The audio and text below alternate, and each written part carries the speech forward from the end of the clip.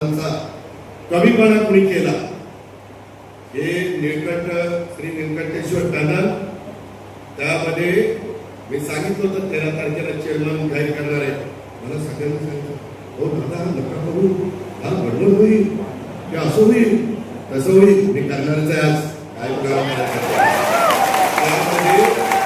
मी एक अरे थांबारे बाबा आपला दम 22 तारखेपर्यंत टिकला पाहिजे. तर त्यामध्ये बापूंनी मला नंतर सांगितलं सगळ्या बोर्डांनी आम्ही एवढंच नाही थांबलो, आम्ही भत्ता देखील घेणार. बापू त्या दिवशी भत्ता देखील घेणार नाही. एवढं काटकसरीनं कारभार जसा स्वर्गीय साहेब माणिकराव दादा त्यांच्या बोर्डाने डबे घेतले, तिथं नेले, चटणी भाकरी खाल्ली आणि तो कारखाना उभा केला. आज हे चेअरमन स्वतःचा डबा सकाळी घेऊन येतात, तिथं बसतात. जाऊन बघा की तिथं बदल होत चाललेला. मागच्या लोकांनी प्रयत्न केला पण अडचणी येत. आज राज्यातली 200 कारखाने 100 खासगी आणि 100 सहकारी अडचणीत चालले. त्यामध्ये बापूंना शब्द दिला होता कुठली अडचण आली तर सांगायचं. बापू एक दिवस आले म्हणजे दादा फारच मोठी अडचण आली. म्हणजे काय झालं म्हणजे तोंडी वाहतुकीला पैसे द्यायचे, वेगवेगळ्या अडचणी आणि 37 कोटी रुपये पहिले पैसे दिल्याशिवाय बँक जरी अजित पवार यांच्या ताब्यात असली पीडीसीसी दिगंबर गुंगाडे आणि Sunil Chandere chairman vice chairman किंवा रणजित दत्तोबा आणि संभाजी आणि तिकडे दत्तामामन अप्पाचे संचालक असले तरी काही होत नाही. मी चेअरमनला विचारलं, चेअरमन म्हणले की दादा पहिले पैसे भरले पाहिजे. त्या एमडीला विचारलं, एमडीला मी सांगितलं सीओला मी जरी तिथं डायरेक्टर असलो तर एक देखील खास बाब करायची नाही, विशेष बाब करायची नाही असं सांगितलंय. तुम्ही म्हणले दादा तुम्हीच सांगितलंय, तुमच्यापाशी बाहेर गेलो नाही. त्यांनी सांगितलं 37 कोटी मध्ये फक्त 12 कोटी मी उभे करू शकतो. बापू करायला गेले मग म्हटलं 25 कोटी पाहिजे. मी 5 मिनिटं विचार केला. नीट ऐका, माळेगावचं भलं करायचं असेल तर अजित पवारच करू शकतो. मी त्यामध्ये एकाला फोन केला आणि त्याला सांगितलं की मला कारखान्याला 25 कोटी रुपये पाहिजे. तो म्हणला ठीक आहे देतो.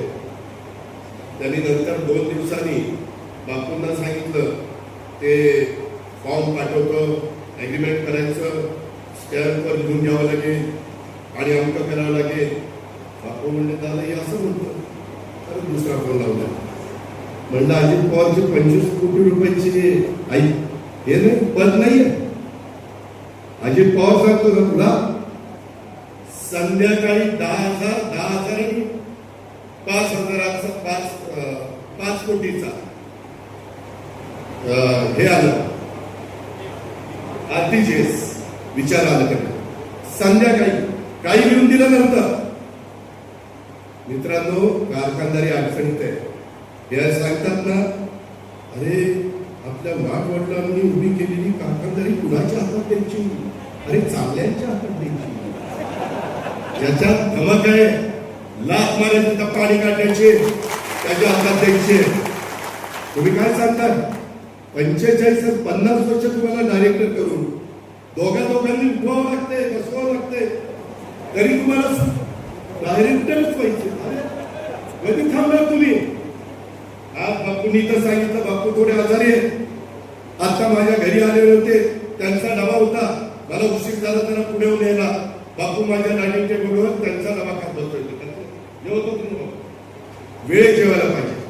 बापू म्हणले दादा मला एकदा कारखान्याचं चेअरमन व्हायचं होतं, मी चेअरमन झालो, माझी आता तब्येत साथ देत नाही, तुम्ही मला यावेळेस घेऊ नका, मी मनापासून श्री निळकंठेश्वर पॅनलचा प्रचार करेन. विचार म्हणजे मतदान करा आणि तुमचा चेअरमन देखील मीच होणार.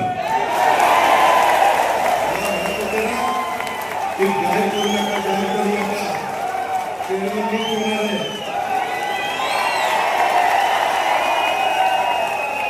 मी पण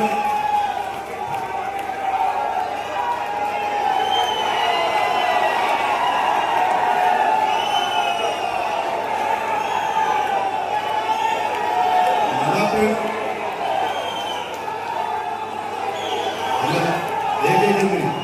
मला पण दाखवायचंय की माझ्यावर आरोप करणारे अप्पासाहेब म्हणतात ना, सहकार मोडायला निघाला. महाराष्ट्रामध्ये पहिल्या 5 क्रमांकामध्ये उद्याच्या 5 वर्ष भाव देऊन नाही दिला तर नाराज